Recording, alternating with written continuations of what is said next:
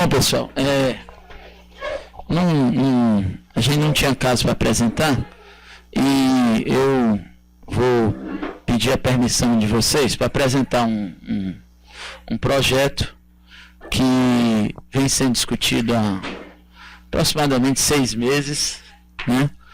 Esse projeto está sendo coordenado por mim, né?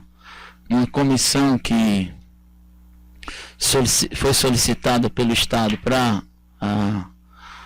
que, independentemente, construísse uma proposta do sistema de saúde. E essa comissão ela tem se reunido 2 a 3 vezes por semana, de maneira voluntária, são muitas pessoas, e para que a gente pense de como é que a gente reformula um pouco do sistema de saúde para resgatar alguns conceitos que são fundamentais ao exercício da atividade médica no nosso Estado. Bom, a primeira coisa é que o Estado se ressente, isso aí eu não sei se vocês estão sabendo, em qualquer aspecto que vocês analisem, embora a gente esteja no ano ou na era do conhecimento, talvez na era pós-capitalista, né? Talvez de um novo modelo de relação social, de trabalho, etc., que precisa ser pensado, tem pouca coisa escrita sobre isso ou planejada sobre isso. Diversos autores colocam questões pontuais, né, sobre as relações de trabalho, sobre o que a gente chama de eficiência e daí por diante. Então, essa problemática deveria e deve pautar um modelo de planejamento do Estado diferente. Então, essa foi uma tentativa de unir alguns dos conceitos, e aí aqui não tem nada impositivo, na verdade é para que nós vamos passar agora uns 2 ou 3 meses apresentando a vários setores da sociedade, nós estamos apresentando em vários hospitais, apresentando para as entidades representativas de classe e daí por diante, que para que as pessoas passem a tomar conhecimento e debater se o modelo é adequado. O primeiro conceito, que eu acho que todo mundo sabe, é que a gente vive num estado que tem enormes disparidades regionais. Não sei se vocês sabem que 102 dos 184 municípios do Ceará, na escala do IPESC, tem alta vulnerabilidade à seca. Quer dizer, quase a totalidade, ou 2/3 do estado, tem vulnerabilidade muito alta. Isso quer dizer risco de vida, risco de qualquer estrutura social. Recursos de investimento. Para que você transforme isso, uma coisa é necessária, recurso de investimento. Eu não sei se vocês sabem, 80% dos recursos de manutenção do estado do Ceará vêm de impostos indiretos. Isso quer dizer que esses impostos são repassados pelo governo federal. Esse boom de produção industrial que todo mundo fala para financiar o desenvolvimento e daí por diante, no estado do Ceará representa um valor mínimo dentro da renda global do estado. Isso faz com que o sistema federativo tenha um poder muito grande sobre os estados mais pobres. Isso, por exemplo, o Ceará, que depende de 80% de repasse de recurso via imposto do governo federal. Só para que vocês tenham ideia, a gente vive falando em turismo ou em outras formas de renda. Turismo representa menos de 2% da renda do estado. E há muito tempo a gente vê advogado a ideia de que é o turismo que vai salvar o Ceará da grande miséria, porque essa seria a nossa vocação natural, seria o turismo. Uma série de empreendimentos são feitos sobre essa realidade, mas quando você bota nos números, essa conversa fica completamente diferente do que é a realidade. Baixa qualificação profissional. Isso aí é um problema não só do Nordeste, mas o Nordeste é pior, mas é um problema do Brasil. As empresas brasileiras têm muita dificuldade competitiva porque a produção média do nosso funcionário é muito abaixo da produção média de vários países do mundo, né? Quanto mais desenvolvido, melhor a produtividade, mais eficiência, menos custo, e isso é uma realidade. Nós temos índices, embora em algumas regiões melhorado do ponto de vista educacional e de IDH, isso está muito aquém da realidade mínima necessária. Existe uma insatisfação geral com o sistema de saúde e a gente partiu a análise pensando da seguinte forma: quando você pensa num sistema, num modelo, numa realidade social como a nossa, e isso pode ser transportado por qualquer modelo, você tem que ter a visão de quem compõe o modelo, quais são os atores que compõem o modelo, e esses atores eles precisam estar de acordo com de onde eles vivem, onde eles trabalham, onde eles usam independente. E a gente entendeu que esses atores, ou os clientes, na linguagem mais moderna, são o Estado macro, o Estado será o Estado, o profissional de saúde e o usuário. E não precisa haver nenhuma análise bem feita, assim, e nós temos várias, que a gente vive na seguinte realidade social: o Estado acha que gasta muito e isso é ineficiente, assim, não satisfaz a necessidade da sociedade do momento. O usuário acha que é mal atendido, acha que muitas vezes gasta e não tem retorno, ou o Estado não disponibiliza essa instituição adequadamente, e o profissional de saúde vive um momento muito complexo. No primeiro aspecto referente ao Estado, só para que vocês tenham ideia, para que o Brasil mantenha o sistema de saúde do jeito que ele está, não aumente nada, não modifique nada, em 2030 o PIB per capita do Brasil tem que subir 25 vezes para gastar o mesmo percentual. Quer dizer, se não acontecer isso, provavelmente nós vamos ter um colapso financeiro dentro do sistema de saúde. Isso está num estudo da McKinsey, foi contratado pelo Jorge Paulino e pelo Cico Pira, que é sócio dele, chamado Brasil 2030, onde tem projeções, né, feitas para o Brasil nas mais diversas áreas, economia e daí por diante. O terceiro ponto, o segundo ponto é o usuário. Aí tem duas análises importantes. Primeiro, a avaliação do usuário depende um pouco do que ele entende, evidentemente do nível educacional, da exigência social que ele percebe, né? Ele tem muitas vezes uma ideia intuitiva sobre o resultado, mas ele não tem uma ideia real. Então, ele sabe se ele é bem acolhido, se ele é bem tratado, mas ele não sabe se a mortalidade que ele está fazendo está adequada, se o resultado cirúrgico que ele submeteu está adequado, e daí por diante. Então, essa análise é heterogênea, mas de forma global, o que a gente está assistindo é uma queixa global. Se você chegar, perguntar ao usuário do SUS, ele vai dizer que o SUS é ineficaz. Se você perguntar da saúde complementar, idem. E da saúde privada, o que acontece é que ela fica cada vez mais cara e fica viabilizada só para uma pequena parcela da população. Quando a gente analisa a questão do profissional de saúde, a questão é mais complexa ainda. Nós estamos vivendo uma transformação das relações de trabalho, que a gente queira, que a gente não queira, e isso precisa ser incorporado na discussão da formação do médico e do médico formado em si. No passado, a necessidade por emprego público e o Estado gerindo isso era uma realidade, né? 80%, 90% dos doutores eram funcionários públicos, uma pequena parcela fazia iniciativa privada. Com a criação do SUS e a expansão do sistema, isso não aumentou, diminuiu. E hoje nós temos mais médicos demograficamente localizados na iniciativa privada do que na iniciativa pública. Isso tem vários motivos. Uma defasagem salarial, uma má qualidade de trabalho, uma falta de perspectiva de futuro, um plano de carreira adequado e daí por diante, uma série de inseguranças. E paradoxalmente, o que nós estamos analisando é que quando você vai para o sistema privado também, isso está levando a insatisfação à carreira médica muito grande. Porque o o que está acontecendo é que, para viabilizar o sistema, nós estamos vendo melhorar a eficiência administrativa, mas também aumentar um sistema corporativo que sob muitos aspectos, merece ser discutido. Eu vou só dar um exemplo.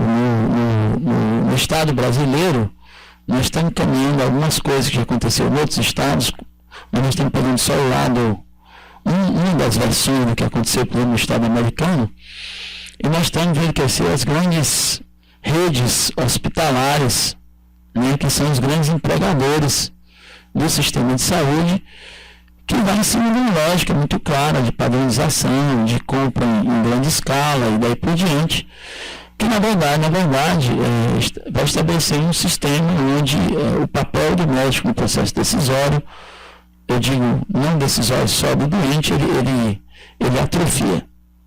Então, grandes empresas internacionais, impacto com as empresas locais, né, formando os aglomerados empresariais, que é próprio da nossa geração, né, e estão estudando a forma de fazer isso no mercado. Então, vou dar exemplo de várias delas que fazem market share, ou seja, você compra vários hospitais, né, e no final você estabelece a metodologia de trabalho. Exemplificando isso, alguns meses atrás, atendi um otorrino que trabalha em Brasília, e ele tinha um consultório em Brasília, privado, o seguro chegou lá para ele e disse, olha, a sua renda mensal é X, 30 mil por mês. Eu vou comprar o seu consultório, você me dá a carta de clientes, e a partir de agora você vai atender para o meu convênio. E ele todo dia tem que atender 30 pessoas. Quando falha 5, no outro dia botam 35, passa um fiscal no final do dia, todo dia, checa a planilha dele, daí por diante, né? E porque precisa ver uma escala de produção X para tal valor para ele atingir tal meta. Isso pode ser até interessante no começo para ele garantir uma renda fixa e tal, mas de médio e longo prazo tem problemas graves, porque não está incluído aí o desgaste do tempo, a capacidade de exercer aquele trabalho por tempo indefinido, e a carreira, a qualificação, todos os processos que são necessários para você ter uma vida média profissional maior. Por outro lado, tem um lado competitivo que é em alguns momentos saudável. Mas o que existe é que se você chegar dentro do seio dos médicos, existe uma reclamação global, né? Ou dos profissionais de saúde, as enfermeiras aqui no Ceará, em alguns aspectos, se aproxima trabalho escravo, né, pessoal? É um negócio terrível, né? O número de horas e a remuneração que elas conseguem, né?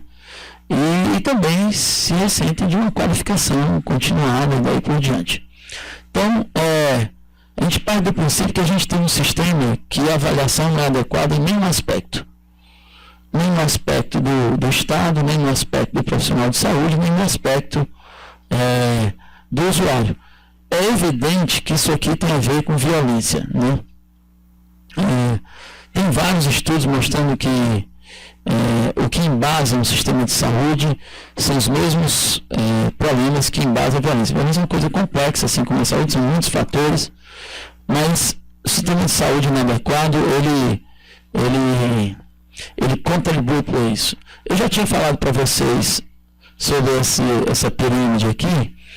Está publicado no New England 2 semanas atrás, sobre um artigo que fala do futuro do sistema de saúde, e no ápice da pirâmide está o impacto individual, e na base da pirâmide o impacto no sistema de saúde, isso é analisado em vários países desenvolvidos, em desenvolvimento e daí por diante, o impacto na realidade da saúde populacional, tem vários índices utilizados, e eles chegaram à seguinte conclusão: quando a gente fala em impacto populacional, os fatores socioeconômicos são os mais importantes, e 3 fatores interferem na melhora da saúde populacional, e ele coloca lá como raça, income, que é renda média, e moradia, housing, né? Então, isso é emblemático, né? Assim, acho que qualquer raciocínio que você imagine para você mudar a realidade social Essa pirâmide poderia ser colocada para qualquer outra realidade, mas em termos de saúde, isso é uma realidade absoluta. O segundo ponto tem a ver com algumas coisas que têm aspecto global. Por exemplo, água filtrada, né?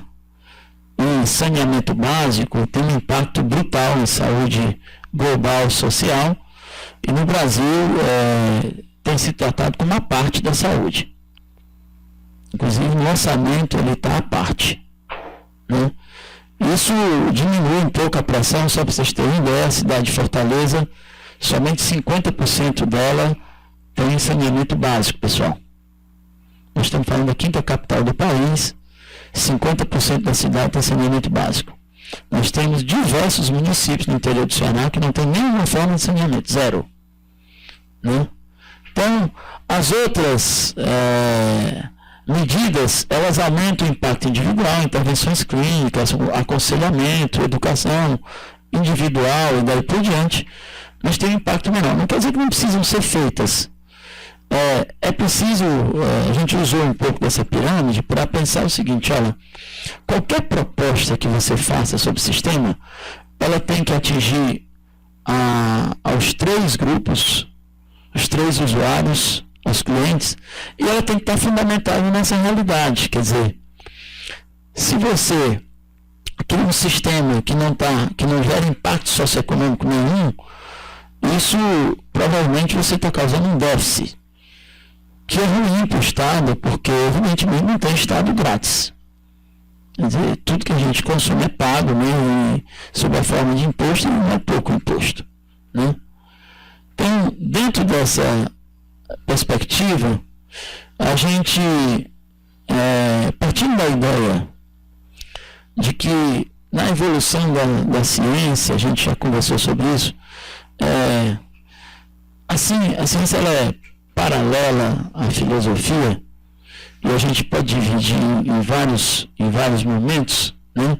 Desde uma abstração completa até a questão da formação do pensamento científico, até os dias atuais, que a gente basicamente em área de saúde, dois paradigmas ou conceitos ou normas são bem estabelecidos e evidentemente não são tudo, mas são norteadores da ação no nosso século. O primeiro é a tal da criação das evidências, né? Sempre houve evidência, evidentemente a observação é evidência, mas a aplicação da metodologia científica, formando evidências mais embasadas e a mudança dela com o tempo é o norte da formação do profissional de saúde, que é sobre o aspecto técnico, não estou falando sobre o aspecto humanístico, espiritual, daí por diante, que é tão importante quanto. E a outra coisa um aumento da complexidade do sistema e a necessidade que a gente não só use a evidência, mas também a gente meça a repercussão dessa evidência e saiba otimizar os recursos para as coisas fundamentais, porque o recurso não é ilimitado, né? Só para que, sob essa ótica, muito se fez no Brasil, desde a criação da SPPC, Academia Brasileira de Ciências, de aumentar o número de produção intelectual brasileira, de doutores, para que isso mudasse a realidade social. E isso foi feito paulatinamente, né? Nós tínhamos uma relação doutor por habitante muito baixa, isso tinha a ver diretamente com produção econômica, com desenvolvimento de riqueza. Paradoxalmente, nós geramos um sistema de saúde que não é pautado no conhecimento. Quer dizer, ele tem algumas questões anacrônicas básicas. Quer dizer, é preciso que você forme as pessoas e module o sistema à luz do que é a realidade. Então, qualquer sistema, para ser inteligente, além dele está dentro de um critério socioeconômico, ele tem que ter normas claras de embasamento científico no seu processo de decisão e análise de eficiência, que é óbvio, né? Então, tem aí a medicina baseada em evidências e o que a gente chama de outcome research, que é a análise de desfecho, que hoje estuda custo-efetividade, e isso é fundamental para analisar se a decisão está adequada. Eu sempre cito a cirurgia cardíaca, que é da minha área. Então, por exemplo, se você tiver um setor que a cirurgia cardíaca tem mortalidade média de 26%, teoricamente você está aumentando a morte populacional e não fazendo prevenção da morte como era necessário, já que a mortalidade de doença crônica estava em menos de 1% por ano. Então, isso seria um disparate, a gente precisa mensurar isso. Por incrível que pareça, quando a gente for analisar o sistema de saúde do Ceará, nós não temos um dado confiável epidemiológico sobre doença crônica ou sobre qualquer outra patologia.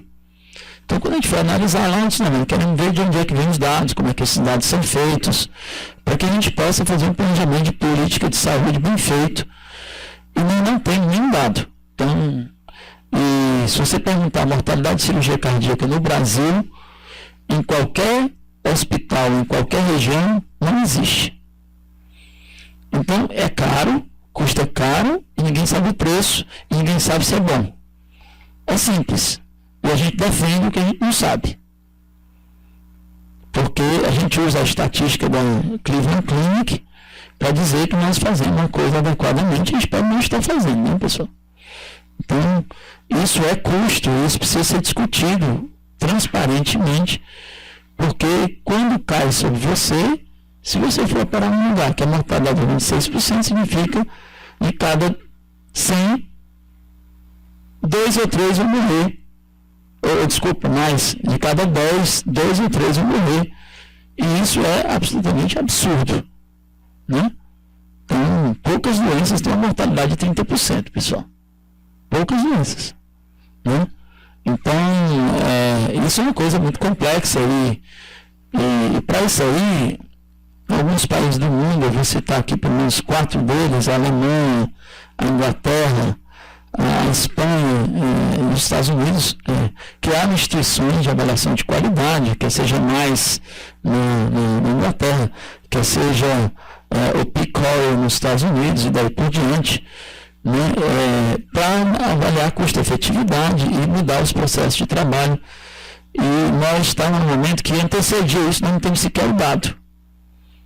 Então, isso, só para vocês terem ideia, eu sempre cito isso, nós não temos uma avaliação de qualificação e serviço de nenhum profissional de saúde em nenhum local.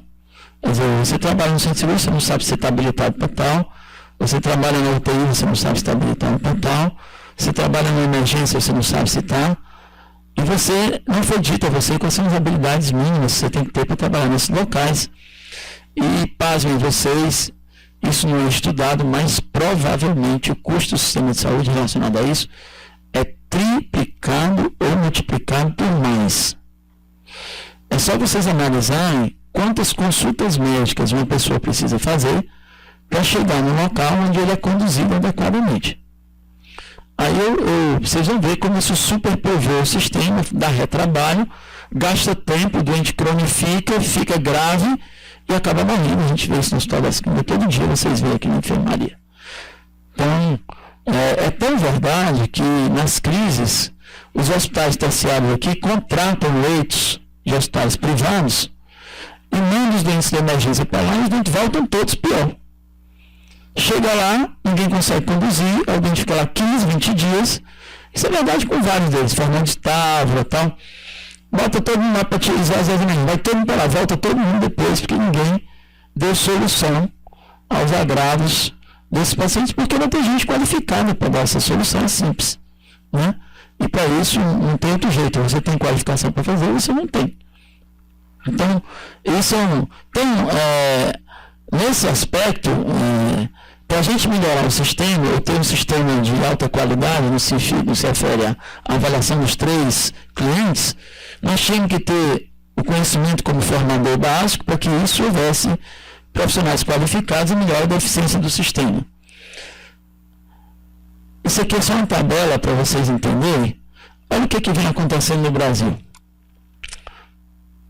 Primeiro, essa linha de baixo aqui são recursos do Tesouro Nacional, recursos do SUS. Isso aqui é além de recurso do Estado. Isso pode ser realidade para todos os estados do Brasil. Então, você pode transportar essa curva parecida. De 2007 a 2015, olha o que acontece. O Estado aumenta o percentual do financiamento do sistema público e a União diminui. E isso piora mais ainda. Lembre-se que a saúde é municipalizada sob essa ótica, isso está causando um caos terrível. Você imagina, quando o país cai o desenvolvimento, cai o crescimento, percentualmente o valor investido cai, essa receita cai mais ainda, acontece o que está acontecendo, né? Os hospitais das linhas dos municípios estão fechando e estão ampliando a demanda dos hospitais maiores, mais complexos, porque a rede passa a não funcionar. Para cada R$20 gasto no estado do Ceará, R$1 vem do governo federal, R$19 é bancado pelo próprio estado. Então, aí vocês passam a entender se isso é crescente e à medida que você tem uma defasagem do sistema, você tem que ir aumentando, você vai aumentando as estruturas para que dê vazão à demanda, você também vai aumentando o déficit. Quer dizer, se esse seu modelo é mal desenhado, imagine se esse modelo é inadequado, se ele não tem eficiência, se ele é mal gerido e daí por diante. Como é que isso faz? Como é que você mantém esse sistema?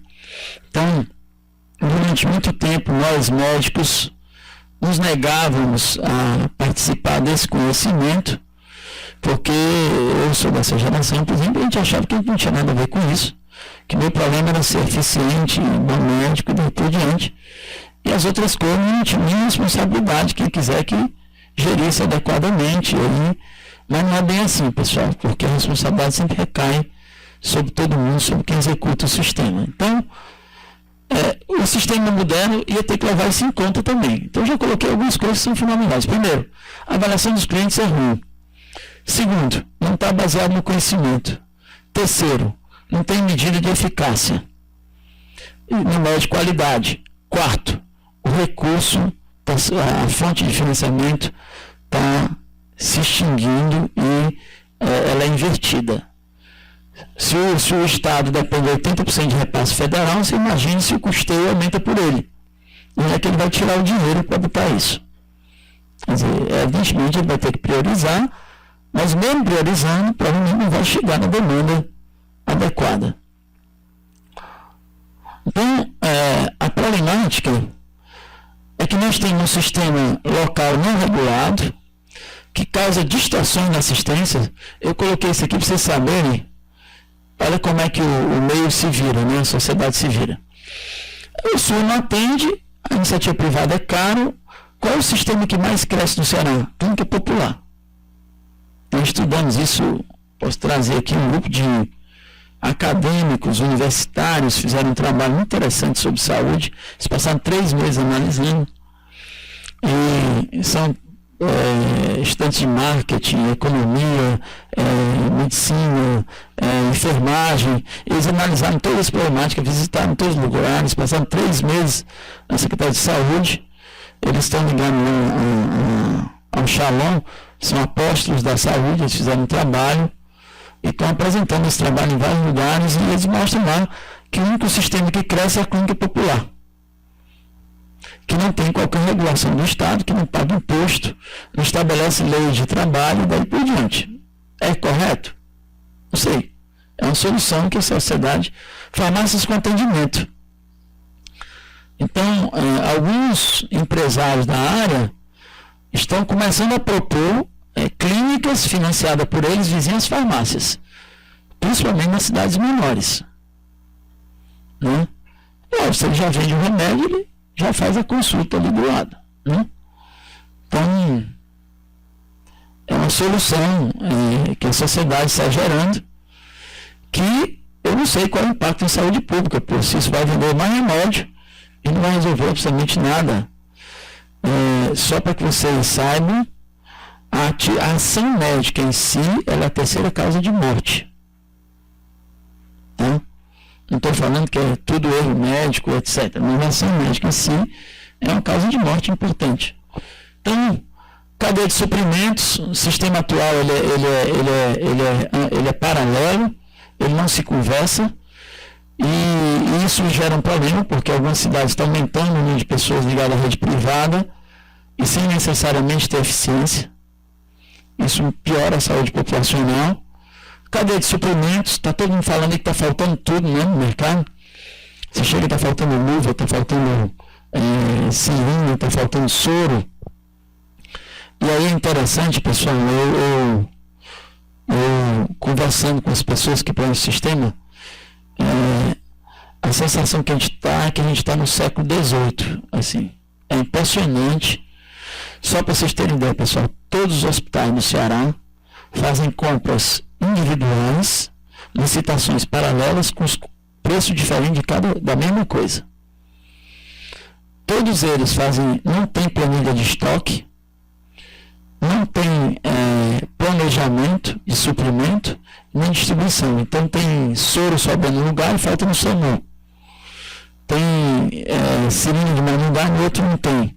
Sem falar que o custo total aumenta 3 vezes, que as licitações são menores e menos fiscalizadas. É paradoxal como é que você chega lá e não tem sistema de controle nenhum.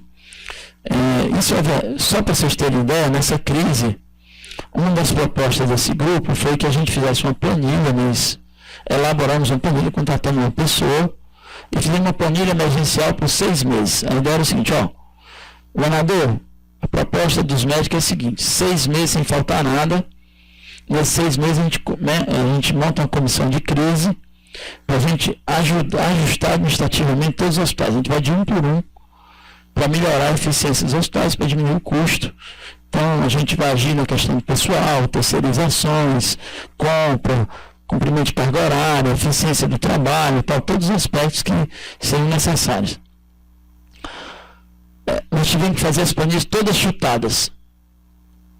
Não está absolutamente coerente. A gente sabia o que os hospitais deviam, mas a gente não sabia o custo médio do hospital, porque nenhum hospital do Ceará tem sistema de custo, inclusive o HC. Posso dizer a vocês que o Hospital das Clínicas, se alguém perguntar aqui, tal serviço dá prejuízo ou lucro, ninguém sabe. O transplante diz por aí que dá lucro enorme. Eu fui diretor desse hospital em 2003 e não tem um sistema de custo. Naquela época nós implantamos o sistema de custo, e o sistema de custo começou a funcionar, precisava ser aperfeiçoado. Depois que nós saímos da direção foi extinto.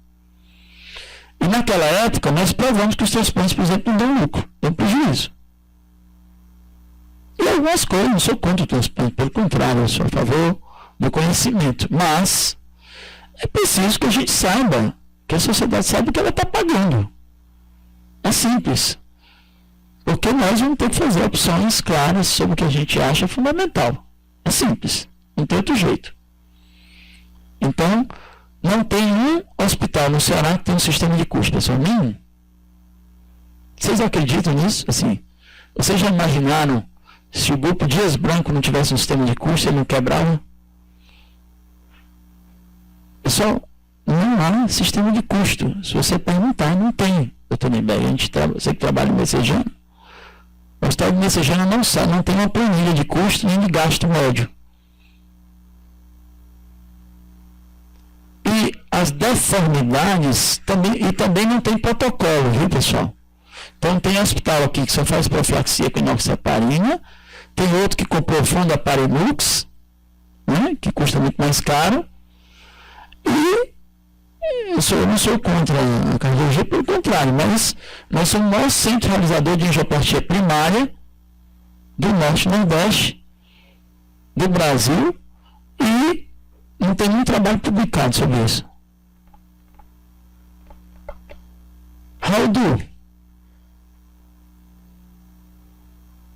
qual é o impacto? Então, pessoal, eu estou aproveitando o momento para fazer algumas reflexões, que eu acho que isso tem tudo a ver com a formação de vários de vocês, né? Infelizmente, ninguém fez isso comigo.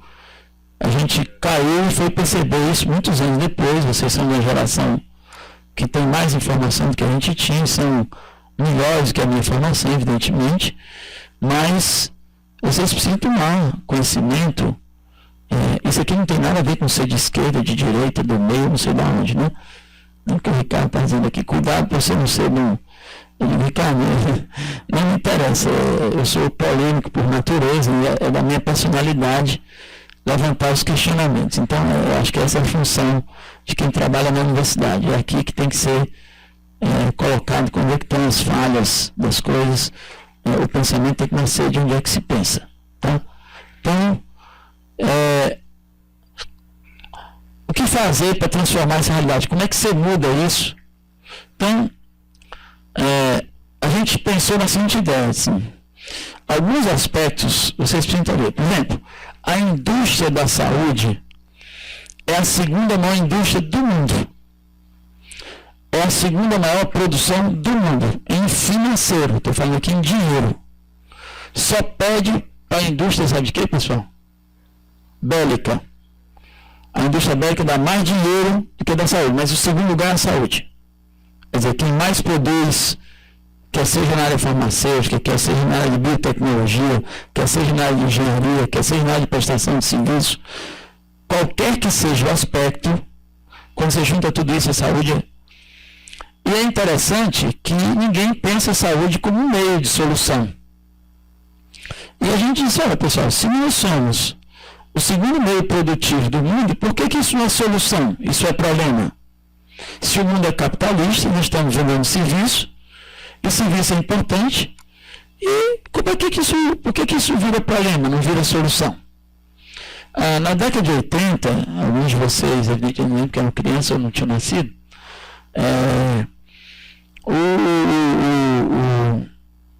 o governo do Ceará saiu da época do que eles chamavam de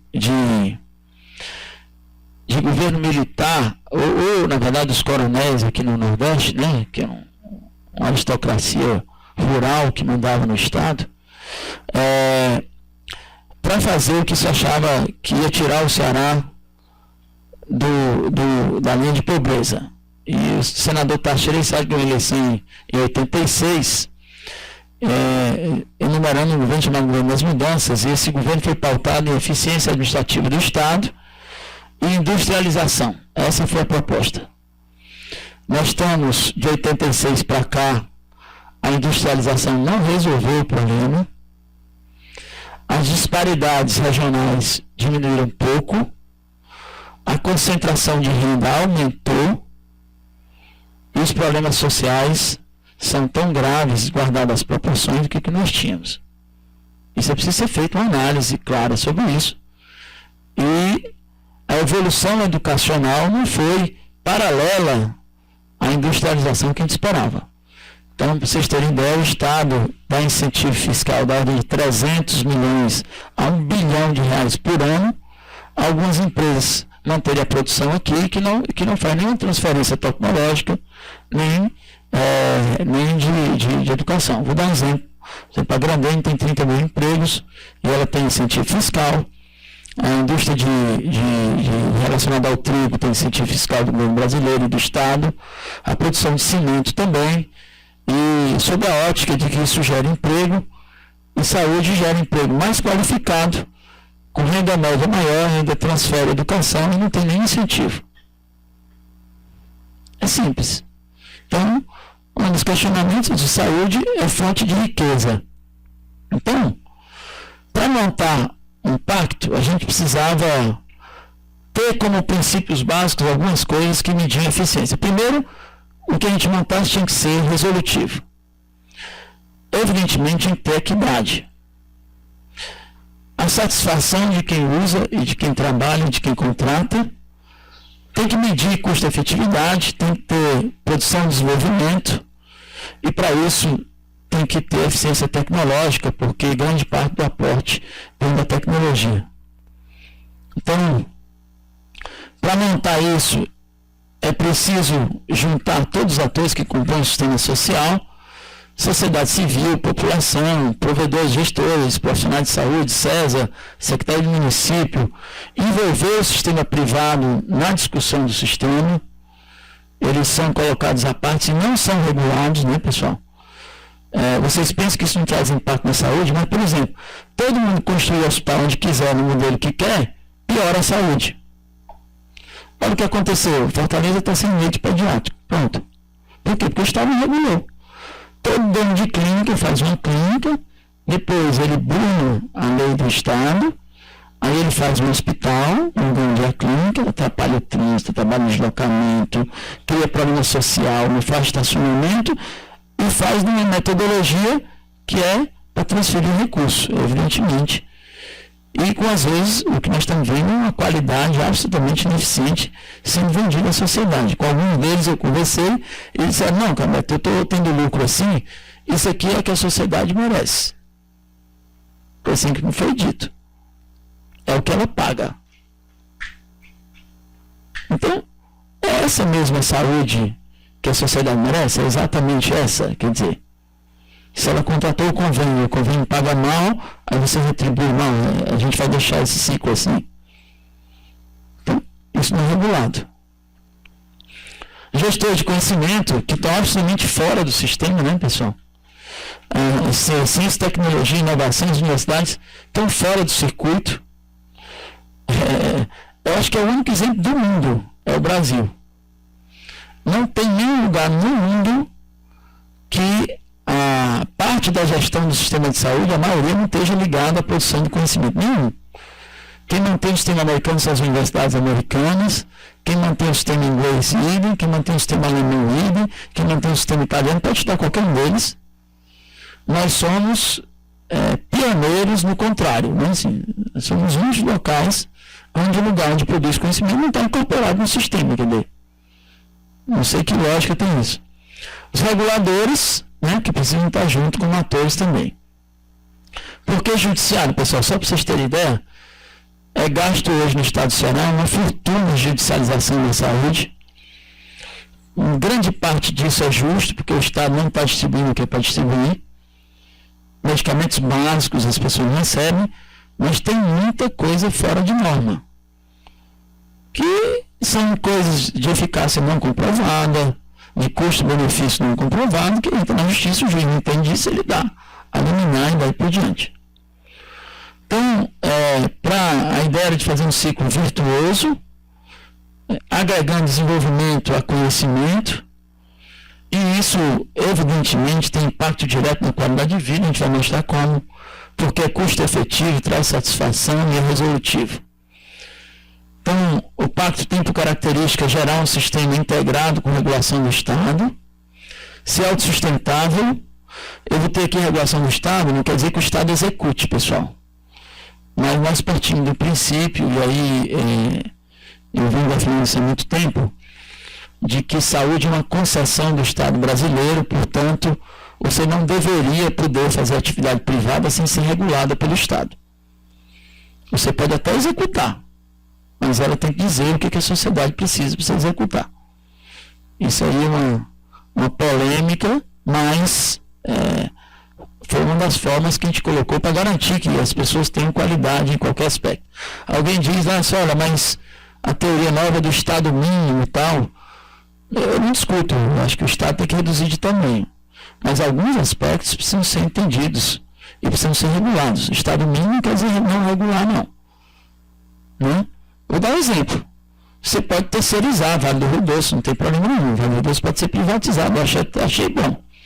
Mas desde que os contratos da Vale do Rio Doce sejam regulamentamente analisados, para que não aconteça o que aconteceu em Minas. Ou seja, você terceiriza a ativação do minério, mas o cara não cumpre as regras mínimas de segurança, e aí nós estamos vendo o maior desastre ecológico da história do Brasil em todos os tempos. A imprensa conta só uma parte da coisa, mas ela não conta o que está por trás desse processo, que é um ato de não fiscalização do Estado, que é obrigação.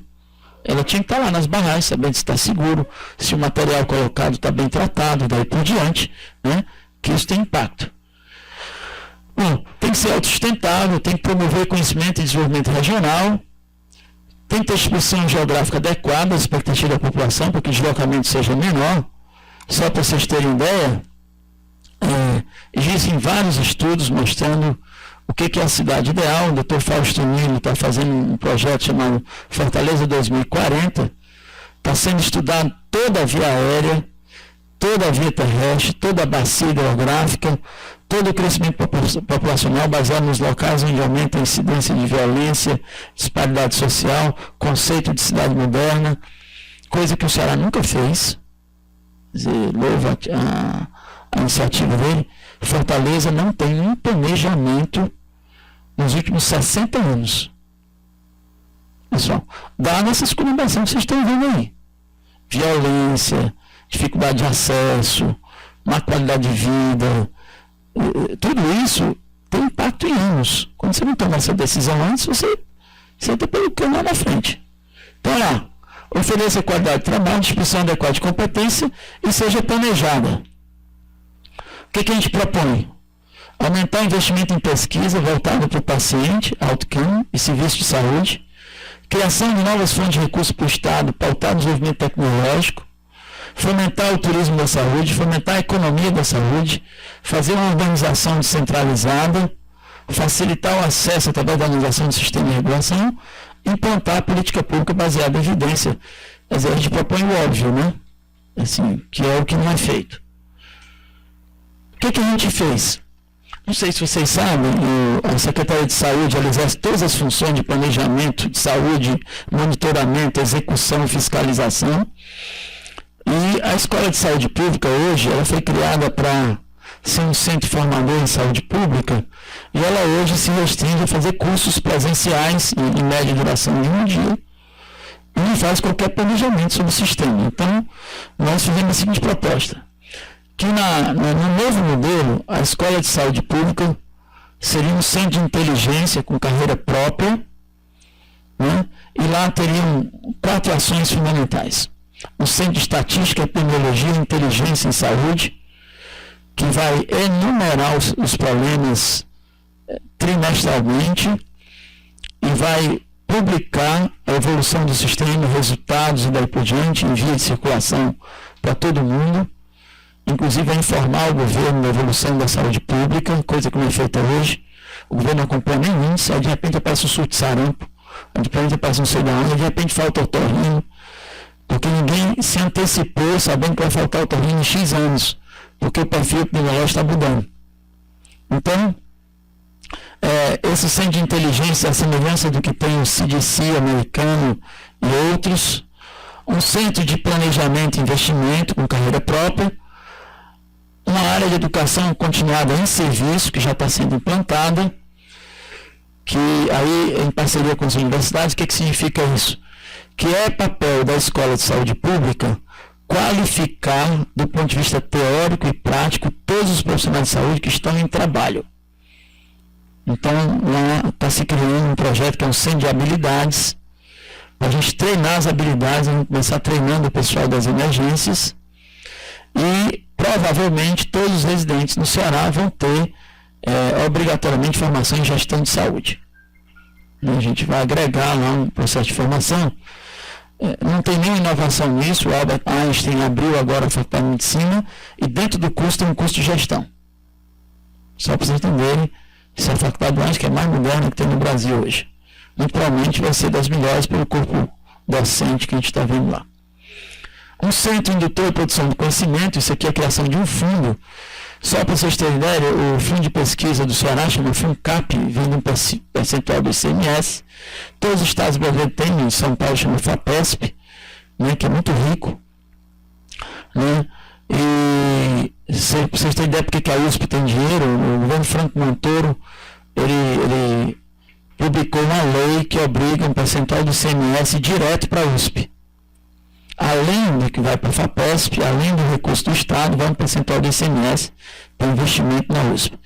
Então, nós estamos bolando um fundo de investimento de produção tecnológica e com recursos externos ao Brasil e com recurso interno.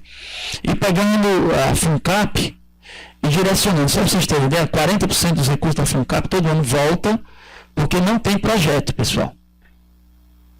Ou quando tem, vai para laboratórios individuais de pesquisadores que têm currículo, cujo impacto social é bom, é ótimo, mas não necessariamente está dentro de uma linha de necessidade. É preciso que tenha um direcionamento claro para as coisas fundamentais também, não só para a pesquisa básica.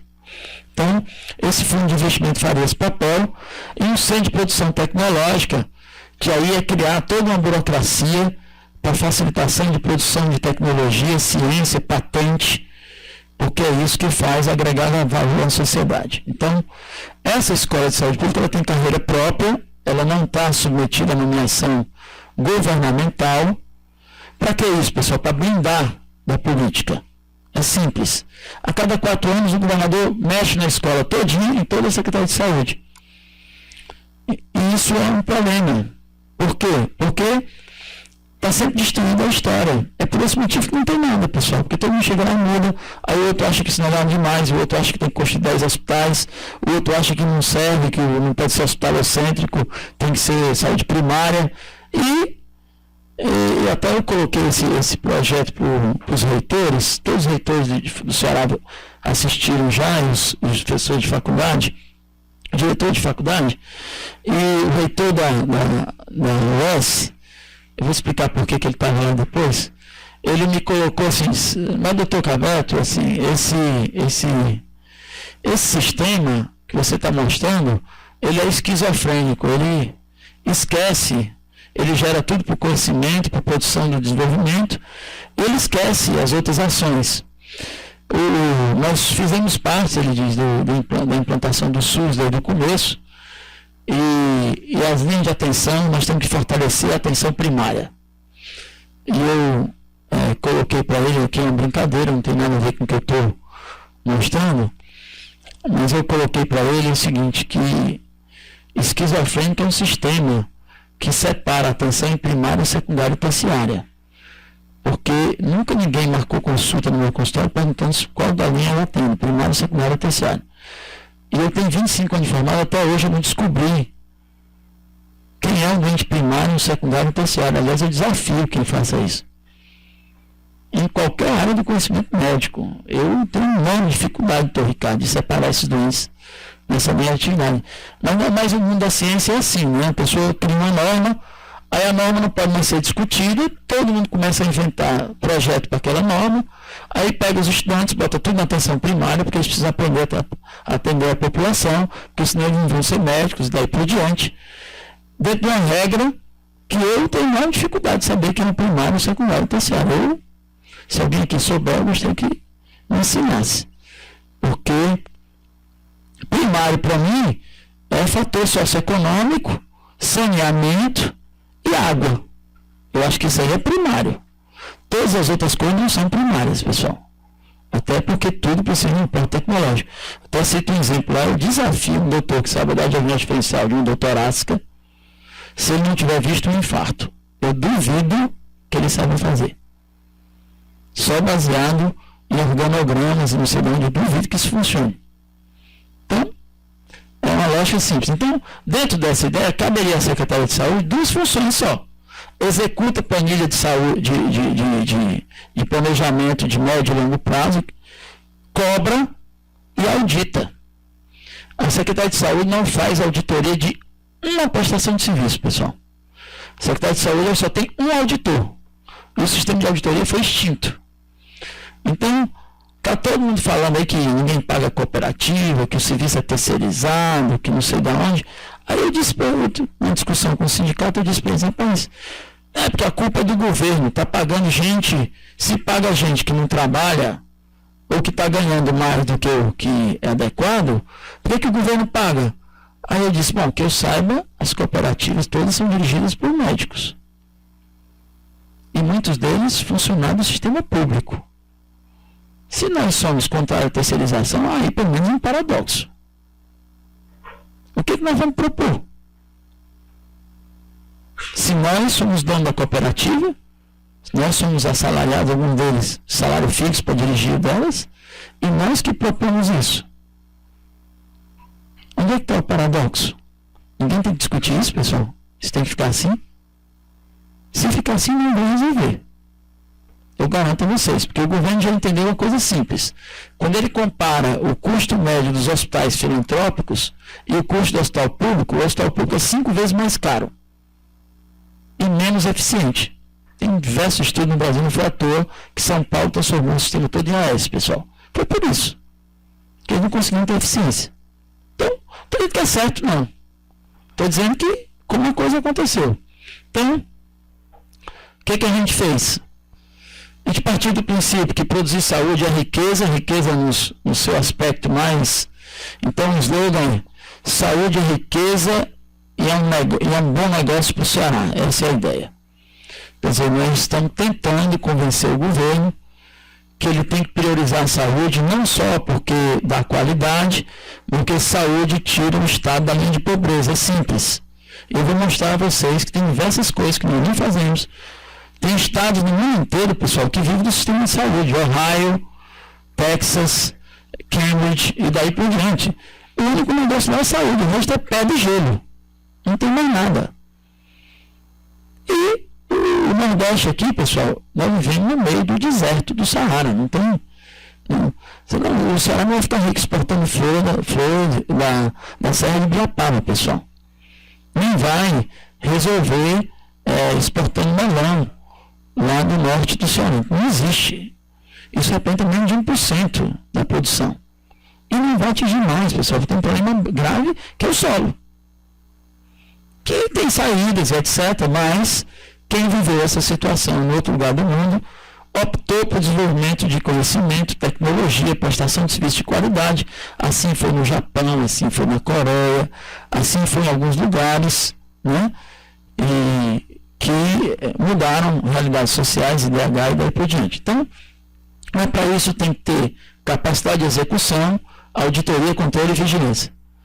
Então, a Escola de Saúde Pública é um centro de educação permanente, é um centro de epidemiologia e estatística, é um centro de pesquisa clínica, é um centro de engenharia clínica e tecnologia da informação e tem um fundo de investimento aplicado à saúde e à rede clínica. Como é que o modelo se baseia? O modelo se baseia da seguinte forma, pessoal.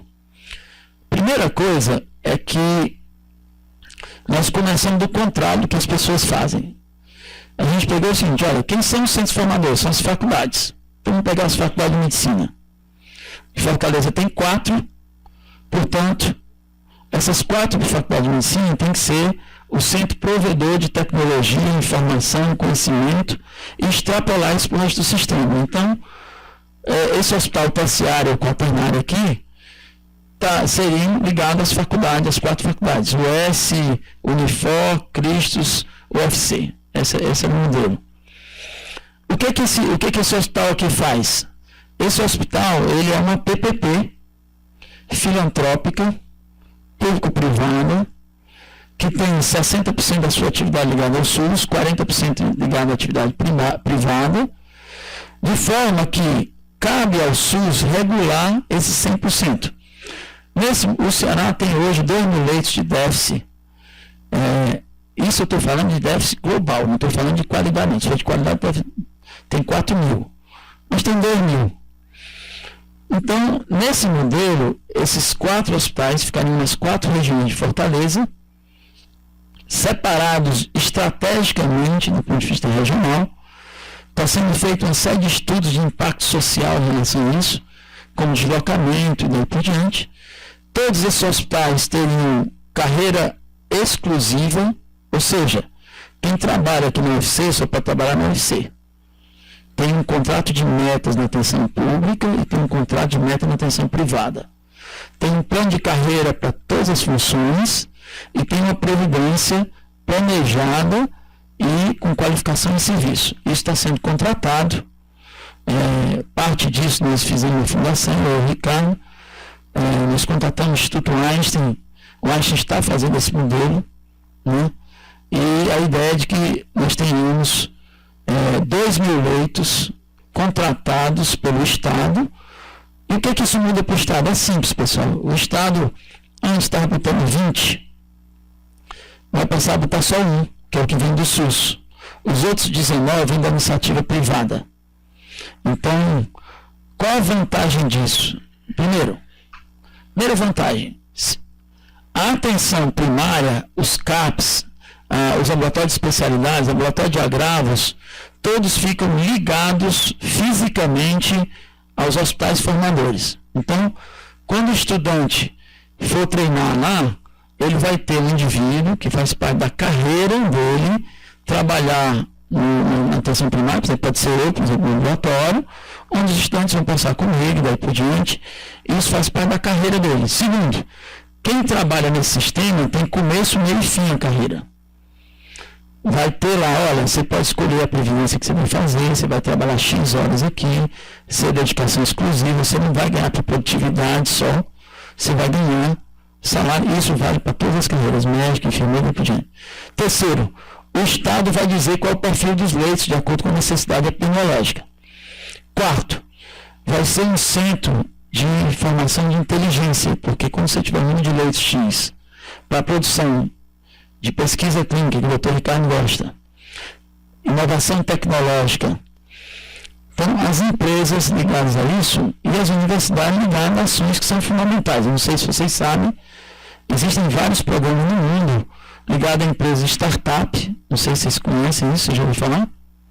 Existe um programa chamado Startup no mundo, né, que é para incentivo de produção tecnológica e soluções ligadas a problemas sociais que tem dinheiro. Vou dar um exemplo, a Microsoft e a Intel financiam softwares de inovação, inclusive individuais. Eu tenho um primo, só para vocês entenderem como funciona isso no mundo, e aí esse é o mundo moderno, que é formado na Universidade de Harvard em administração. Ele passou 10 anos pesquisando um software, ele bolou um software de análise de risco de uma empresa americana dar certo ou não. Não sei se vocês sabem, 70% das empresas duram menos de 25 anos, as que abrem mais da metade abrem falência nos primeiros 5. Então ele fez um software, esse software foi testado 10 anos e ele vendeu para Harvard University o software por $100 milhões. Né? E ele tem menos de 30 anos. Então, isso é conhecimento, pessoal. Conhecimento, e esse é o mundo moderno. Então, o que a gente está propondo é que, primeiro, quem norteie a formação sejam centros formadores. Segundo, que você tenha palco para ensino adequado, porque hoje o que está acontecendo, você está pulverizando o estado de medicina em diversos locais, a maioria das vezes sem assistência nenhuma. Então, assim, a Unifor, a Cristo, mesmo nós estamos sem palco para ensino adequado, isso está gerando deformações na formação. Simples. Então, todos esses locais têm UPAs ligados à hora, um hospital. A pergunta é, esses hospitais são viáveis, pessoal? São viáveis por si só. Qual a vantagem? Primeiro, o governo bota o dinheiro todo. O mais fácil para o governo, pessoal, é construir. A gente contratou a Publix, que é uma empresa ligada à Fundação Dom Cabral, que está fazendo estudos financeiros todos, de impacto, localização e daí por diante. E só para vocês. Primeiro é o seguinte, a cada 10 meses você faz um hospital novo só com custeio. Então, o mais fácil é você construir. Segundo, nós fizemos um estudo de logística financeira. E quando as instituições filantrópicas bem baseadas, elas são todas autossustentáveis no Brasil. Você pode andar onde você quiser. Terceiro, dá uma carreira única. Quarto, acaba com a problemática, pessoal. Primeiro vai qualificar a atenção do SUS. Esse sistema todo vai ser todo com um prontuário único e banco de dados. Vai ser todo voltado para levantamento epidemiológico e pesquisa. Depois eu vou dizer o que está sendo feito para montar isso. Dentro dessa realidade, nós estamos tirando os 19 do Estado e estamos deixando o percentual do SUS. Isso não tem nada contra a lei do SUS. Segundo, nós estamos controlando a atenção privada. É simples. Por quê? Porque nós estamos dando uma carreira decente, integrada e democrática para que as pessoas não sejam diferenciadas por cor, raça, etc. e tenham a mesma atenção. Quarto, nós estamos acabando com uma série de problemas ou melhorando a competição, porque é óbvio que vai ter gente que não vai querer ter uma carreira ligada a isso. E vai trabalhar no setor privado, que vai ganhar lá o que ele quiser. Mas nós precisamos garantir o mínimo à sociedade, porque a sociedade tem os acessos adequados. E, para quem não sabe, existem distorções enormes dentro do sistema privado que está quebrando o sistema, os convênios estão todos quebrados. Por quê? Porque tem muita gente gastando demais, indicando errado, fazendo procedimentos caros que não são viáveis, né? Então, usando estente mais do que eu estava nessa discussão, o Adriano colocou que não botou o cabeto, quando a gente está na ponta lá, falta o estente, esse é o problema maior, digo uma coisa. É simples. Que percentual dos estentes são colocados com indicação certa? Nos Estados Unidos, 30%. No Brasil. Alguém vai responder isso? A gente está dizendo que está faltando. Só que a maioria está indicado errado, pessoal. Então, ou aqui, vamos dizer, para não ser leviano, não está sendo nem analisado, né? Aqui eu não sei. Então, a minha resposta já eu não sei. Então, dentro dessa lógica, junto a isso, está sendo criado, bolado uma lei chamada Transformando Cada Região Dessa em Distrito de Saúde. Esse distrito de saúde tem um incentivo fiscal nas empresas que estão relacionadas à solução de saúde. Então, essa PPP, em vez de ser feita como é feito hoje, não sei se você sabe como é que é feito PPP. Você quer que o cara construa uma estrada. Ele vai lá, constrói a estrada, às vezes é o Estado que constrói, ele simplesmente explora por 30 anos, bota um pedágio lá, cobra o pedágio. No dia que ele não puder mais cobrar o pedágio, ele devolve. É simples. É óbvio que a empresa não sai de um prejuízo, ela devolve. Então, o que a gente está fazendo? Esse distrito de saúde, as outras funções de arrecadação de recursos, pesquisa clínica, produção de tecnologia, só para vocês terem ideia, por exemplo, aqui é nosso projeto aqui na universidade, tem diversas empresas de tecnologia que querem fazer parceria, Philips, GE, Siemens, querem fazer centro de inovação daqui para cá, que é emprego. Então, quando essa empresa, ela participa empresarialmente dos outros negócios. Então, o governo faz incentivo fiscal. O que a gente está provando? Que é muito melhor você fazer incentivo fiscal para a saúde do que você fazer incentivo fiscal para a empresa que não transporta nenhuma qualidade para o sistema. Então, o que acontece? Acontece isso aqui, ó. Que você vai ter uma rede de ensino superior para produção de ciência, tecnologia e formação, que é autossustentável, que gera negócio nas regiões onde eles ficam, que estão geograficamente sendo estudadas, provavelmente no Itaperi, aqui no campus do Parandabuçu, lá na região da Unifor, outro lá no Anel Viário, estou dizendo que está sendo estudado, para que essa realidade seja de hospitais e rede, né, hospitais são de redes sustentáveis, com deslocamento adequado para que as pessoas possam ter acesso e que possam ser atendidas adequadamente. Então, o processo de implantação inclui uma determinação política para a criação do Distrito de Saúde. Leiam que nós estamos querendo dizer o seguinte para o governo. Só tem uma prioridade, desenvolvimento socioeconômico, saúde e desenvolvimento socioeconômico, e pode ser feito com qualidade e pode agregar valor num estado pobre como o nosso. E pode ser democrático e pode ser eficiente. Essa é a ideia. Uma regulamentação precisa de uma estrutura normativa completa, nós estamos estudando. Lei de incentivo, que vai ter que ser mandada para a Assembleia, é evidente, né? Inclusive para fundo de investimento e pesquisa. O que retorna ao sistema o que o governo vai deixar de ter é irrisório em relação ao que retorna.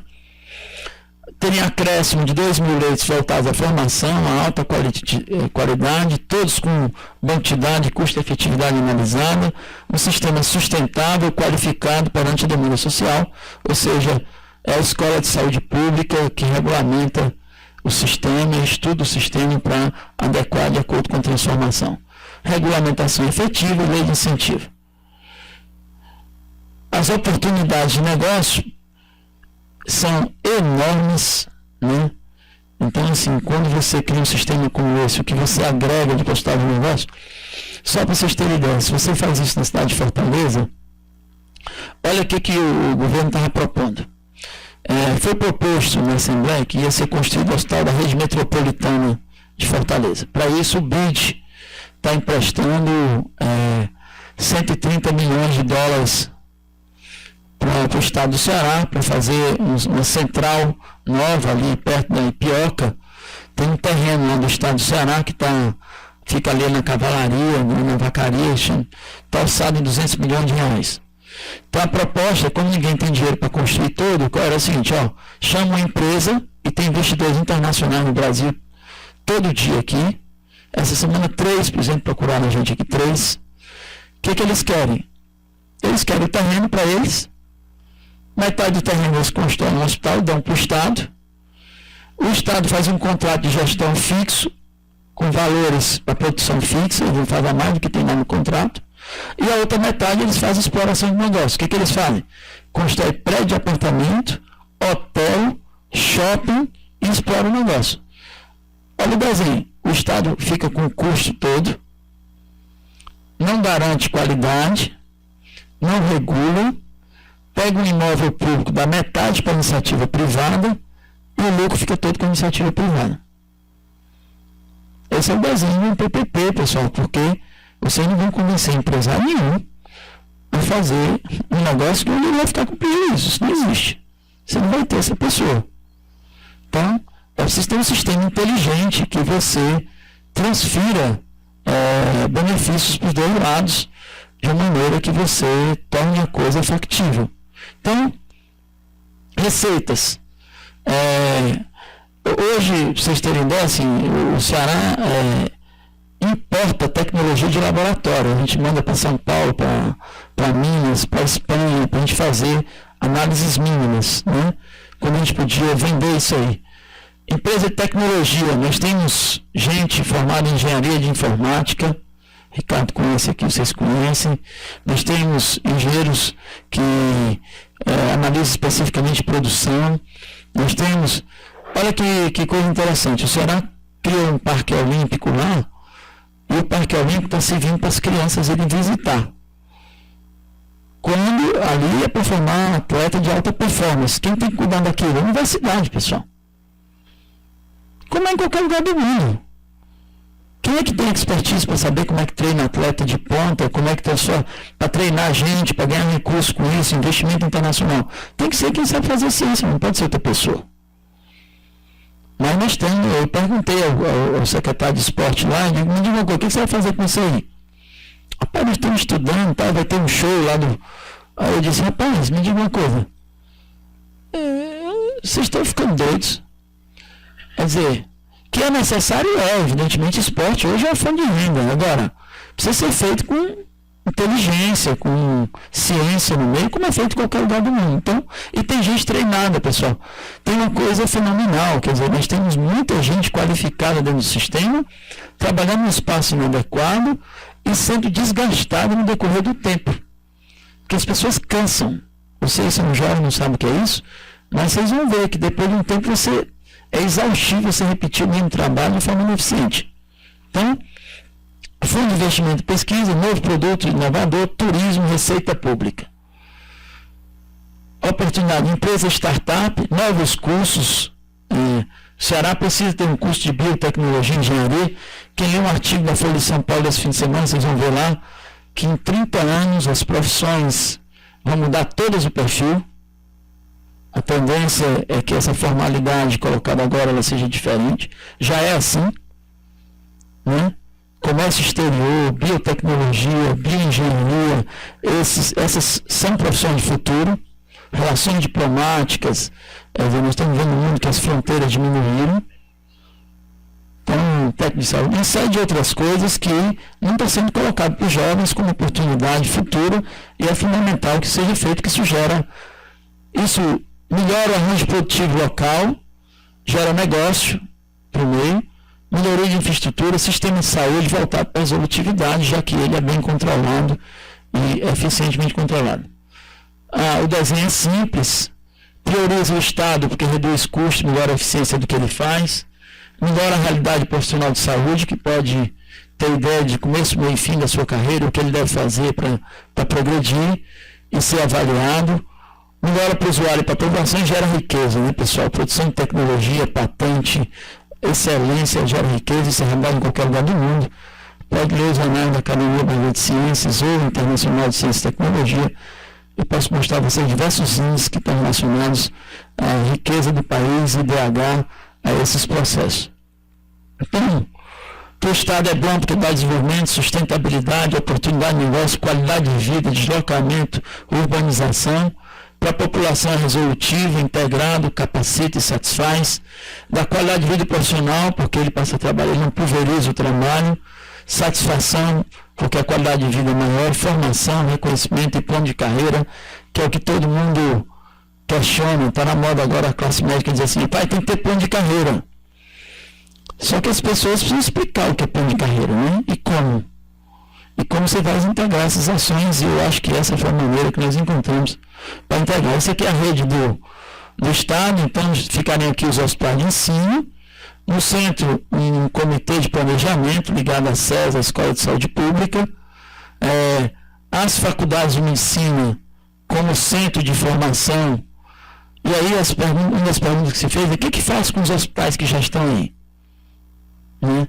O que faz com a HGF, com o Hospital das Clínicas e daí por diante? Primeiro é simples, para mim o que a gente vai no segundo momento é incorporar esses hospitais a cada rede. Parte dos profissionais que trabalham nesse hospital já vão fazer parte dessa rede. Só para que vocês tenham ideia, 80% das pessoas que trabalham no Hospital César Carlos são terceirizados, não são funcionários públicos. Então, essa realidade já existe, pessoal, ninguém está transformando, não. É só organizar. Então, o que vai acontecer com esses hospitais? Você paulatinamente vai incorporar, mas imediatamente vai sobrar recurso para eles. Porque é simples, se você transfere esse custo para a sua rede autossustentável, esses outros 19 que o Estado gasta sobem para os outros hospitais, é primário. E é óbvio que você tem que dar uma solução imediata para o que está aí, e a solução imediata é discutir, e aí tem um planejamento também para quem já está em serviço, carreira com horários variáveis, ganho por número de horas dadas, uma série de soluções intermediárias para resolver a problemática que está, porque evidentemente você não faz um sistema desse da noite para o dia. Uma coisa interessante, pessoal, é que um desses hospitais vai acontecer independente de o governo querer fazer isso ou não. Né? O Instituto de Ciências Médicas está sendo construído aqui, ele funciona nesse modelo. Ele é uma fundação filantrópica que não distribui lucro, que ele foi bolado como uma empresa sustentável, tem um conselho de benfeitor enorme, benfeitores do Estado, e ele é voltado para a produção de ciência, tecnologia e excelência, porque na verdade isso foi um estudo piloto, que um grupo de professores montou há 14 anos no Ceará, vai fazer 15 anos esse ano, e ele deve terminar a obra com financiamento privado, né, do Banco Nordeste. A própria instituição está pagando, o terreno é privado, foi comprado por empresários, né? Todos os recursos foram bolados para fazer uma instituição filantrópica com esse perfil. Então foi dito para o governador que, independente desse modelo ser prático, algumas instituições vão fazer. A Faculdade de Cristos vai fazer também, né? Ela topa participar do sistema. O doutor Zé Rocha tem participado de todas as reuniões, tem interesse em gerar um hospital universitário para Cristos, com esse modelo. Eu acho que isso já seria um ganho para a saúde do Ceará e para a medicina brutal, independente de ação governamental. Mas se esse projeto a gente conseguir vender para a sociedade como uma coisa, como uma oportunidade para o Ceará, como uma oportunidade de transformação social e dignidade de trabalho, o governo não faz isso, pessoal, porque ele não quer só. Ele não faz isso porque dentro do sistema de saúde, pessoal, tem um lobby gigantesco. Não só das entidades privadas, que evidentemente vão ser contra, mas também de alguns setores da sociedade que são donos do sistema, né, políticos e etc., que que controla essa coisa de forma adequada, eles vão partir a perder o controle, porque o governador não vai poder mudar em tudo quando ele quiser, a cada 4 anos quando mudar, porque ele não pode, é simples. Porque não está na mão dele, ele vai ter poder de voto dentro do sistema, né, de discussão, de geração de política pública, mas ele não pode. Isso não está inventado, pessoal. Na Alemanha, a Alemanha pós-guerra ela foi fatiada, e a Alemanha funciona em 4 regiões, e lá tem conselhos de saúde, economia, e a Angela Merkel não mexe uma gota no planejamento de saúde do Estado. Há mais de 40 anos que isso funciona assim. Eles não mexem porque tem planejamento próprio, está em cima de uma linha de desenvolvimento próprio. Então, é preciso, a gente acha que isso também é uma oportunidade de modernizar a política pública brasileira, que é uma forma de ação social direta da sociedade, em termos de qualidade, que é um processo. Eu tenho discutido muito como é que se legitima um processo social, como é que se legitima uma iniciativa social sem populismo. Aqui foi colocado temas polêmicos, eu acho que cabe discussões profundas sobre isso. São conceitos de economia, distribuição de riqueza, produção de conhecimento, viabilidade de sistema e daí por diante, que precisa de discussão mais profunda. O que eu tenho dito é que cabe à classe médica propor ao Estado soluções para o que a gente está vivendo. Que não adianta simplesmente a gente ir para a rua, brigar, pode brigar e deve, mas a gente tem a obrigação de propor algumas saídas. A gente parte do princípio, eu não tenho nenhum pudor de colocar a saúde como negócio, porque é. Então, sem hipocrisia, saúde é um bom negócio, só que aqui é um negócio no sentido mais amplo, porque transferência tecnológica para qualidade de vida é bom negócio também, além de gerar de riqueza, que é o que muito país do mundo já faz. Então, a gente acha que isso extrapola para a educação também, porque a qualificação do sistema gera um nível educacional maior, um perfil de consumo diferente, e isso reduz violência social, porque evidentemente isso leva a qualidade de vida, isso tem impacto na violência social. Desculpa tomar o tempo de vocês com essa ação, mas a gente está gastando esse tempo para mostrar a todo mundo, porque essa é uma iniciativa voluntária, né? Ninguém foi contratado para fazer isso, mas a gente acha que a sociedade do sistema de saúde tem que discutir isso com profundidade. Então, eu não tenho chancela de nenhum órgão para colocar isso. Esse é um plano que foi apresentado no governo, e agora estou apresentando diversos setores para criar uma pressão social para que isso seja debatido.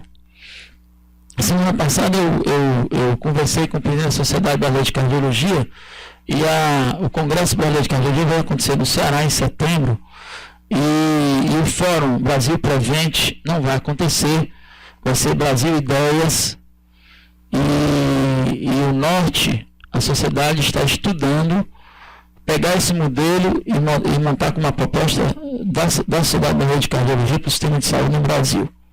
Isso vai ser apresentado no Congresso em setembro, que vai ser quando a gente vai ter todos os dados econômicos financeiros. Nós contratamos, através da FIEC, do Fundo ETEM, do Desenvolvimento Científico, nós estamos contratando a empresa para fazer todos os estudos econômicos, estudo de viabilidade econômica, impacto, número de empregos, qualidade de vida, mudança de disparidade regional, que tipo de perfil de empresa startup, como é que se monta um fundo de investimento, como é que faz desenvolvimento econômico, como é que agrega pessoas. Tem alguma série de oportunidades, por exemplo, é possível num sistema desse você chamar uma pessoa que está em Harvard, ou em Cleveland, ou qualquer outro lugar, ou Stanford, e dizer para ele, nós queremos montar um sistema de transplante no Ceará. Você contrata o cara dentro da sua rede como eficiente, dá para ele uma universidade para ele trabalhar, interface com uma série de outros níveis, ele traz dinheiro de fora, vem dinheiro do NIH, vem de diversos lugares, e você transforma o seu lugar em competitivo. Porque competição é isso, é quando você se abre para o mundo e abre para as competências. Essa que é a realidade. Essa é uma das maiores vantagens do sistema capitalista, é você abrir para a concorrência e quem for competente gera competência, gera melhoria. Evidentemente, tem muitas críticas, tem muitas coisas a serem feitas, mas em termos de Brasil, isso é completamente diferente. Não tem nada no Brasil com esse tipo de proposta. Onde a gente apresentou, as pessoas se surpreenderam, né, assim, com o proposta modelo. Agora, só vai ser feito, pessoal, com coragem política e com a sociedade apoiando. Governador nenhum tem força para bater na mesa e botar uma coisa dessa se todo mundo não apoiar. Por quê? Porque senão ele não governa. Porque chega lá na Assembleia, todo mundo boicota. E só para vocês terem ideia dessas apresentações, eu já tenho ouvido de todos os lugares que o sistema não funciona, que o sistema é louco, que não sei da onde, gente que nem viu. Né? Que é o que a gente vê, mas está aí aberto para vocês. Projeto espetacular, né? Assim, sem comentários. Eu acho que se a gente conseguir fazer pelo menos 1/10 disso aí, a gente já vai melhorar 1000% o que a gente já tem hoje, né? E assim, eu queria saber se colocou nas redes sociais, que eu acho que tem que engajar mesmo, entendeu? Eu acho que tinha que ter uma página no Facebook, uma página de Instagram, colocando, bota um slide desse no Instagram e bota embaixo o que é, para as pessoas começarem a entender e quererem. Porque aqui é um grupo muito pequeno e para a gente, por exemplo, eu pegar a minha família, meus amigos e tudo isso, e engajar a população nisso aí, eu tenho que ter um conhecimento e passar por isso aí. Então eu acho que valeria a pena, como sugestão, realmente botar as redes sociais nesse mundo para a gente fazer uma pressão para tentar mudar. Extremamente interessante isso aí, porque hoje o SUS esbarra no financiamento, né? Isso meio que resolve o problema do financiamento. Isso também evidencia muitas distorções do nosso sistema, né? Você falou da faculdade particular, que foram abertas aí no país todo. Aí, na minha época, eu acho que tinham 80 faculdades de medicina no país, hoje tem 160 ou mais. E aqui no Ceará as faculdades foram abertas e não tem hospital, né? Porque com esse preceito de que o foco tem que ser a atenção primária e sem integrar o resto da rede. A faculdade de medicina aqui, por mais precário que esteja o hospital, é a única que tem, e que tem todas as especialidades com profissionais altamente qualificados, e ela não integra a rede do Estado, né? O Estado meio que corre em paralelo. E outro ponto que eu queria ressaltar, que isso lá na França é muito, muito claro, é a comunicação entre sistema privado e sistema público. Ele não consegue, que fizeram isso nas estradas lá, o Estado não tinha dinheiro para fazer aquelas autoestradas, e fez parceria público-privada, o cara cobra, tem 30 anos para explorar e pronto. Lá o Estado é a mesma coisa, as Mutuelle, que são os planos de saúde, eles financiam 30% do teu atendimento, 70% é do Estado. Então você pode ir lá com o Dr. Carpentier, mas se sua Mutuelle for boa, se o seu plano de saúde for bom, ele vai custear 30%. Em algumas áreas que o Estado tem interesse, custeia 100%. Tipo reprodução assistida, atenção à materno-infantil, que é uma área que foi priorizada lá no sistema francês pelo perfil mais idoso da população. O que a gente vê aqui, e esse termo eu também uso, eu gostei de escutar esse termo que você falou, é o sistema em paralelo. Os sistemas do SUS não se comunicam com o sistema privado. E como se tivessem, como se fosse na Índia, tivesse duas castas, né? Você vai ter o melhor atendimento, que você vai para o hospital privado, e você vai ficar ali no corredor do hospital de Messejana, a lesão de tronco lá vai ficar 15 dias esperando, se não tiver morte súbita de madrugada. Então, como não há financiamento interligado desses dois sistemas, fica um brigando com o outro. Fica um brigando com o outro e não se sustenta. Eu espero, torço e apoio, e se puder contribuir, que isso vá para frente. Só nesse aspecto que você colocou, que assim, que paralelo, olha que negócio. Primeiro, as pessoas têm outra coisa que você falou, de controle, quer dizer, você tem um sistema paralelo totalmente fora de controle, não está mandando nada, pessoal. Essa que é a realidade, quer dizer. Então, e ao mesmo tempo não é competitivo, porque está virando, sabe o que? Monopólio, que é pior. Então, assim, não é competitivo, é monopolizado, não tem controle, não tem nenhuma relação de eficiência e nem de qualidade para a sociedade, o que é uma coisa grave. A outra coisa é a pulverização do trabalho, rapaz. Isso é uma das preocupações que eu tenho, porque assim, eu vivi uma realidade diferente na época que eu estava fora, eu só trabalhava no Incom. Assim, eu dava um plantão fora por semana só. À noite, e depois eu transferi para o Incom e só dava lá. E eu trabalhava todo dia de 8 a 5, a gente ficava mais, porque a gente gostava, então ficava mais. Eu era obrigado a passar visita fim de semana intercalado, e eu dava um plantão à noite, um TI com os residentes, tal, para mim era muito bom. Mas eu tinha um salário fixo, eu tinha 32 horas de contrato, a gente tinha direito a incentivos para congressos internacionais, se a gente publicasse tinha direito a ir, o Incom pagava metade da escola dos filhos, né? Na época não tinha filho, mas quem tinha pagava metade, e tinha uma carreira mais ou menos clara de como isso ia funcionar no futuro. Eu lembro que naquela época, já tem 15 anos, talvez um pouco mais, que isso foi 2015, 2016, então 16 anos. Eu lembro que meu salário na época era 12 mil reais, há 15 anos atrás. E eu ganhava R$1.000 por plantão, uma vez por semana. Depois de 5 horas eu tinha direito a fazer consultório, se eu quisesse, mas eu fiz muito pouco, praticamente não fiz. Só quando as pessoas pediam para a gente ajudar e tal. Mas isso me dava uma qualidade de vida e uma capacidade de estudo, porque dentro do meu horário tinha sessão clínica, tinha uma série de coisas. E os chefes dos meus serviços lá só saíram lá 5 horas. Então, ele não saía ninguém do meu hospital. Nem o chefe, não sei ninguém. O Dr. Ramires depois virou diretor, na minha época foi o Dr. Fulvio. O Dr. Ramires virou diretor, ele saía lá 11 horas da noite, todo dia. E era tudo dentro.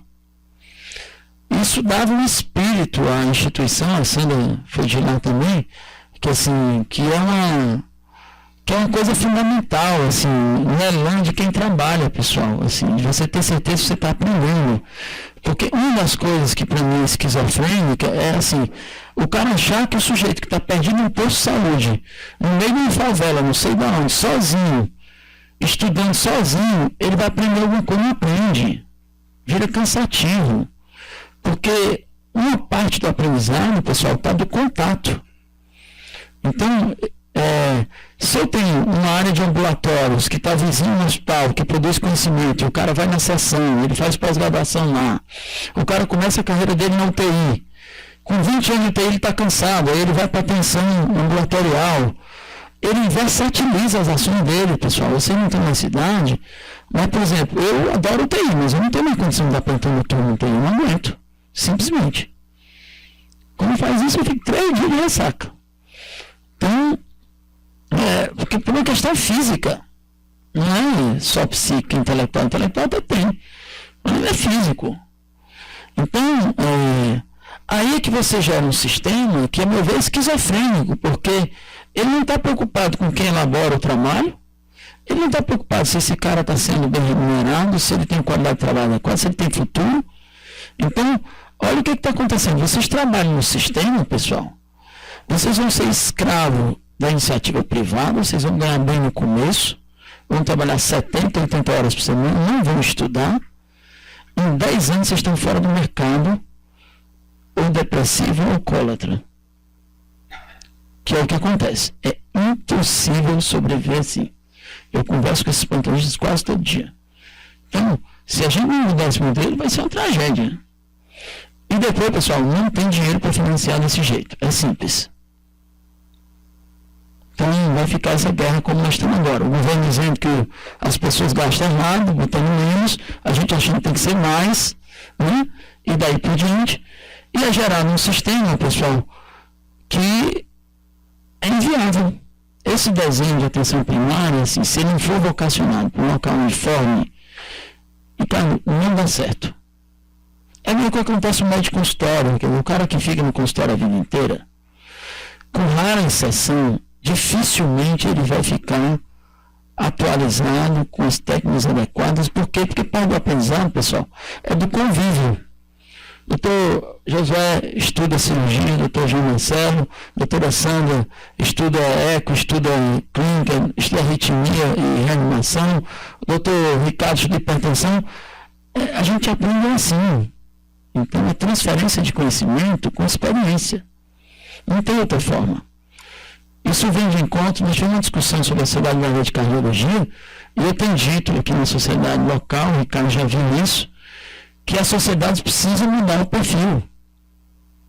Esse modelo de congresso, ele está falido.